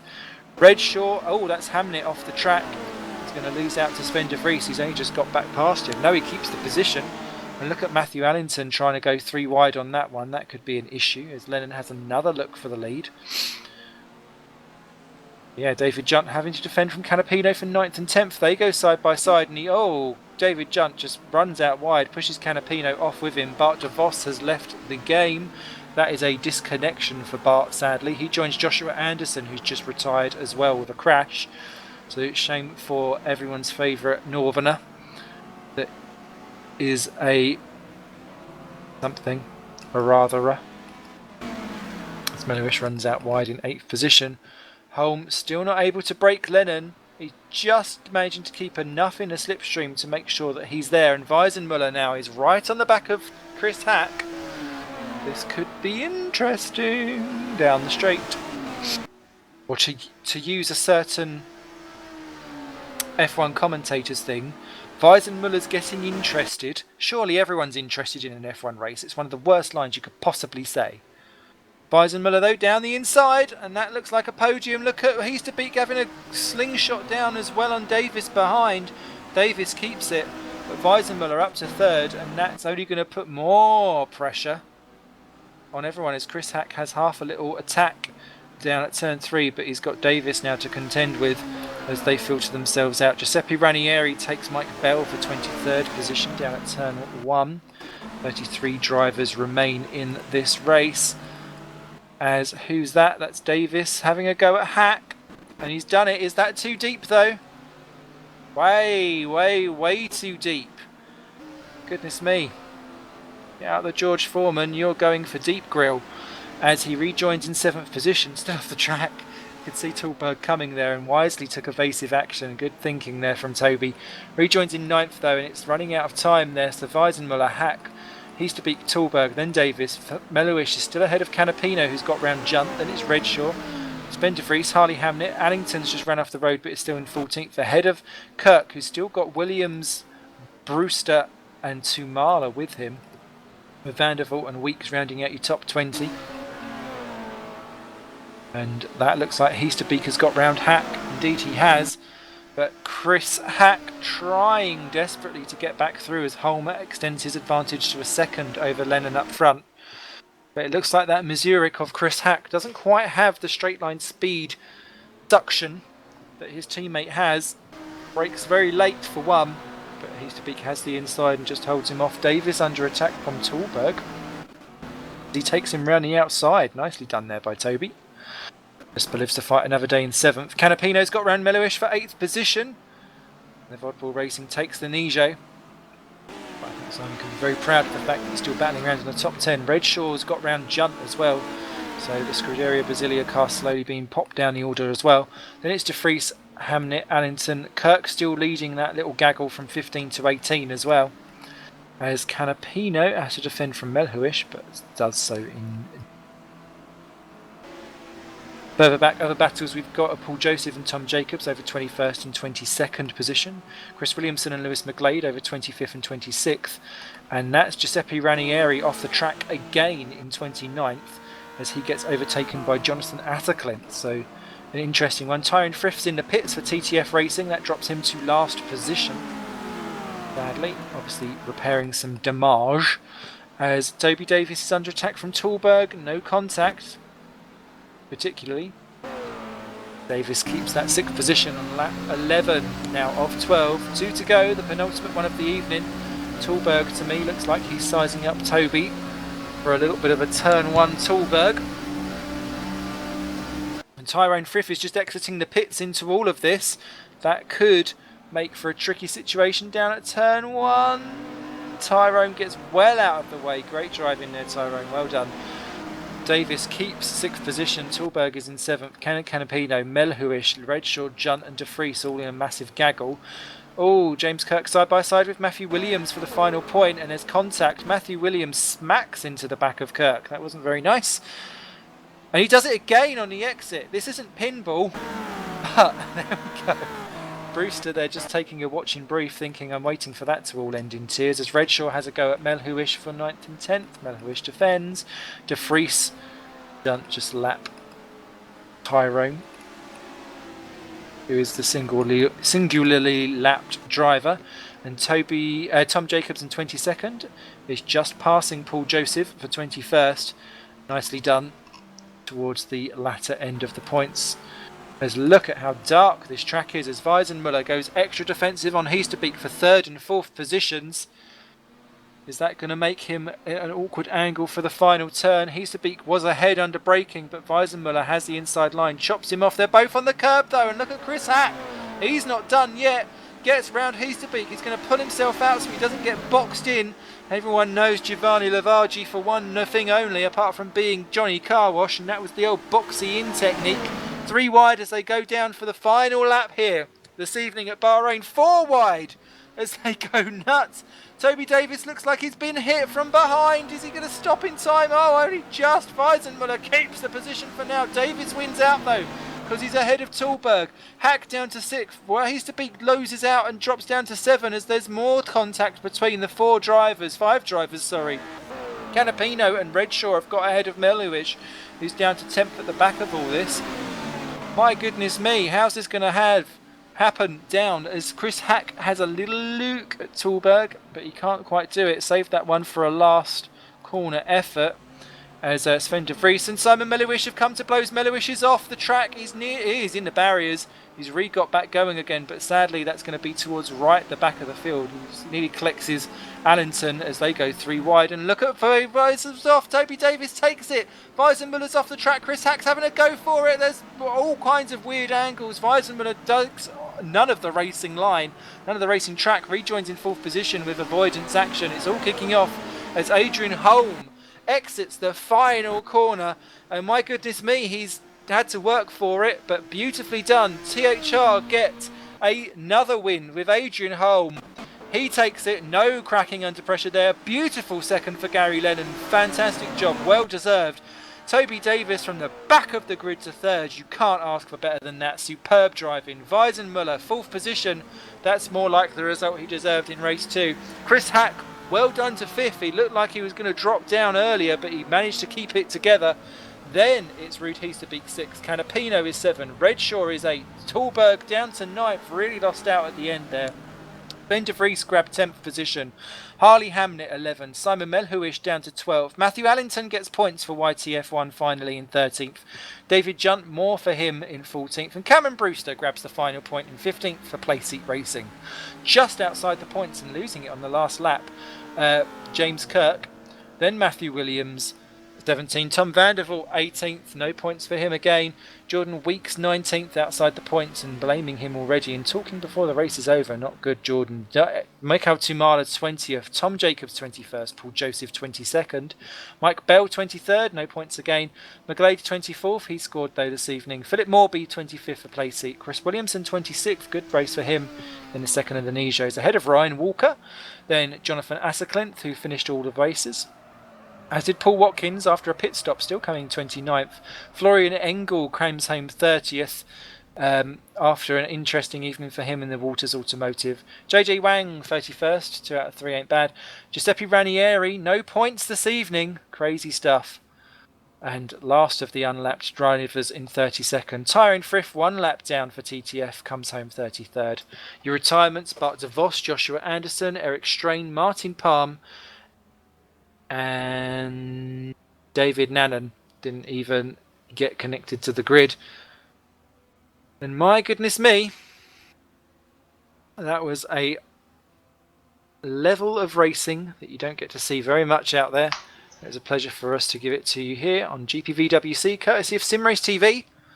As ever, never doing this alone. You might hear me squawk for the last hour or so. But Dave Carr-Smith was the race director and the cameraman here today. Dual hands. Don't say a man can't do 2 things at once. Although, does that more question the fact that this Dave Carr-Smith is actually a robot as opposed to a man? I could have gone down 2 strains of thought for that. I chose not to go down Eric Strain.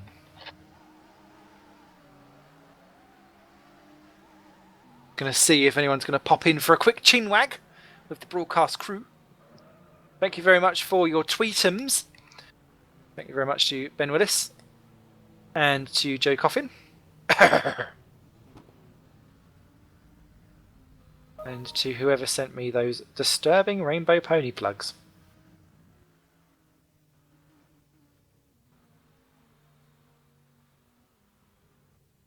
Anal doorstep.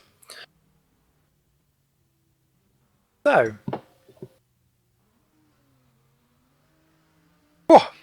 just while we're waiting for the drivers to wind themselves in, the next round of ITC will take place at Pococoe Raceway, and that will be on the 28th of April.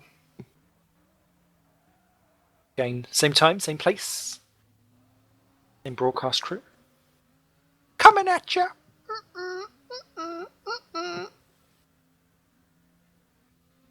Be interesting to see exactly how that changes, because it's another one of those tight circuits that requires balls to the wall mentality, I think.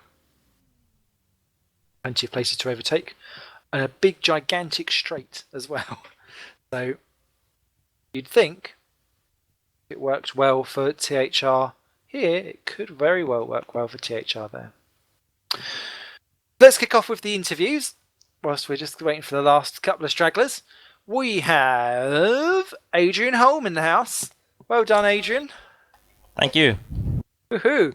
So you had quite an eventful racing this evening, because race 1, you looked like you got that one under the bag, and then right towards the very end, it all kind of fell apart. So talk us through race 1 to begin with, please. Oh, gutted. That was such a silly mistake, a real rookie mistake, to be honest. Just got a bit too much curb on the exit, and we should have won that one, but we didn't. And in the second race, I forgot to put it in first gear, so another rookie mistake, but a good recovery with 2 podiums and a 8th place, I think. Absolutely, and then rounding it off beautifully with a win at the end. So at least you go out on the highest opportunity possible. Yeah, it was good to get a bit of a monkey off our back to get that win, even though it's so early in the season. Switching from the BMW to the Cruise this year is a pretty big step, since we really like the BMW, but since it's gone, we decided to go with the Cruise. So yeah, it was very nervous in the beginning, but yeah, it turned out great, to be honest, at least for me. Definitely. And talk to us about the changes in how you have to drive as the car then, because especially down into turn 1, you looked like your car really wanted to swap ends sometimes as you was defending from things. You could really see that you were having to really try hard to keep that car under control. What's the difference between the car that you've got this year compared to the last championship? Well, obviously a lot more weight on the front axle, so front tires do go a bit sad at the end of the races, but it's not too bad. Obviously, you have to be smoother all around, really. But yeah, this first championship I'm doing in front wheel drive, but I seem to have managed to fit in quite nicely into these cars. I would say so with those results. Mr. Holm, I think your podium home needs to be very much looked after, so go and enjoy yourself a big drinky. Thank you. You're very welcome. Also in the room, we have your teammate who had an equally topsy-turvy, albeit more roller coaster on either end of the scale. Poor Toby. Talk to us about it, because race 1 looked fabulous. Race 2 seemed to be punted a little bit from what I was looking at, and in race 3 you decided to overtake all the cars. Well, if you remember, Simon, from GRC, I'm quite good at the old reverse grid, smash through the field and get to the front Speciality thing. dish. Yeah, it was a little bit. I was quite aggressive in race 3. There were 1 or 2 drivers, obviously, who it was marginal, let's say. But there was some interesting defending going on from 1 or 2 people also. Never expected to get P3 from 37th on the grid, but we had very good pace, myself and Adrian, and yeah, we tried one or two things over the last few days, and it came together today. We didn't show our pace really until qualifying, and obviously pole position was very, very good for me, particularly with 3 PB sectors as well. So yeah, I mean, then race 1, obviously Augustin robbed it from us, and I think both myself and Adrian are quite disappointed about that. But yeah, race 2, I think I may have got a small tap from behind into the final corner. I didn't properly see, but it suddenly got oversteer. It's the Chevrolet does have oversteer on corner entry, so Cool. I think. Sorry, did you fall asleep? No. It sounded like you'd finished mid-sentence. I thought. Well, no, I was expecting you to sort of at some point interrupt my flow of thought. No. You flow away. I'm always good with a man in his flow. Oh God. So, well, generally what they say as well. one other thing I would say is obviously I don't think RW is very happy with me right now. So I'm going to go away and look at the replays, and there's a potential apology owed there. So I will have a look, and apologies RW if I did do some things wrong. It is possible. the amount of cars I had to overtake, and I was being very aggressive. So may find yourself in the confession booth. well, yeah, with my fellow team owner at THR, so not the right person to fall out with, really. So yeah, so I obviously I don't want that to happen, particularly after the hard work he's put in for THR recently. So apologies RW if I'll go away have a look and see what I can see. Well, I'm sure it will prove interesting because obviously we've got Pokakoe, which I think is relatively similar-ish circuit-wise. So if car's suited here, in theory it should suit there as well. It's got the thing that suits the Chevrolet. It's long wheelbase front wheel drive, so it's very, very good at high speed, changes of direction, which is what we had in the middle sector here at Bahrain. Obviously, Pokakoe, it's all about the straight line speed and then the traction out of the hairpin. So actually, I would say it would probably suit the faster rear wheel drive cars, particularly the long wheelbase Lexus. So Canapino should be strong there as well. Oh, you sexy Lexi, get yourselves going. Sounds like you've been done. Thank you very much. Enjoy your champagne supernova. Thank you, sir. Nice one, Simon. And then last but not least, by any means, shape or form, we have Mr. Redshaw, ex-cameraman extraordinaire, now CSG's Mr. Man. Talk to us about your racing today, because it looked like you was in the thick of it for quite a lot of the evening. Well, I was sat there looking at you in the broadcast room and thought, I'm going to have to find a way to get in here. So I thought I'd try and get in the top 3. Race 1 was pretty good. I made a mistake, obviously got to the lead, didn't really have the pace to keep up with them, hit the barrier in turn 1 a little bit, and that cost me a position to James Kerr, but I got that one back. And then just sort of rode around and looked on what was happening, try and get myself in the best position for race 2, which we did because we didn't have any weight. Got a nice start, managed to keep overtaking people, and then had to fend off Canapino, Wiesenmuller, and then Jordan right at the end. So that was a bit tense. And then race 3 was just I've never had to drive a car with weight before like that, so it was a bit weird trying to get used to it. I can't believe how much slower you are with it. But we managed to get 8, so that's pretty good. Good evening all round. Great stuff. I just think, what was I going to say? Oh yes, if you ever wanted to get in here, there are several ways that you could get in here, Mr. Redshaw. Should we be discussing these on air? Probably not, no. But it is past 9 o'clock, so anything goes these days. And I was just reading what our fearless leader, Will Panisi, just sent me. Turkey bacon. I like turkey, I like bacon. Turkey bacon, ew. I don't even know what that relates to. I must have spilled out some meaty goodness at some point. And no mail from it. So, talking for the future then, we've got Pokakoe coming up. Mr. Redshaw, what do you think of that track, and how do you think you will go? I don't know where it is. I don't know the circuit layout. I've never had to drive it before, so that's going to be fun. But I've got Tom Parker who can help, hopefully, with that. He would have been really strong if he had to pop out at him tonight, but he would have probably been really strong as well. So, but yeah, I don't actually know what that circuit is. I can't even say it. So I'm sure that'll be interesting. You should be able to say it. It starts with poke. Jesus. So Pokakoe. Pocahontas. There we go. I'll call it that. Pocahontas. I like that. Anyway, you go and enjoy your champagnes and stuffs. And yes, make sure that all turn back up for round 2, which is at New Zealand's Pokakohe racetrack on the 28th of April. I'd just like to say thank you very much to Dave for doing the cameras and the actual race directing himself. And thank you very much to everyone who takes part in the Twitters and the watchings and the comments and everything afterwards. It's always very much appreciated, and I love hearing from you all. You lot will take care, and we'll see you for another surprisingly ordery and actually decently racy touring cars. What? See you soon. Bye for now.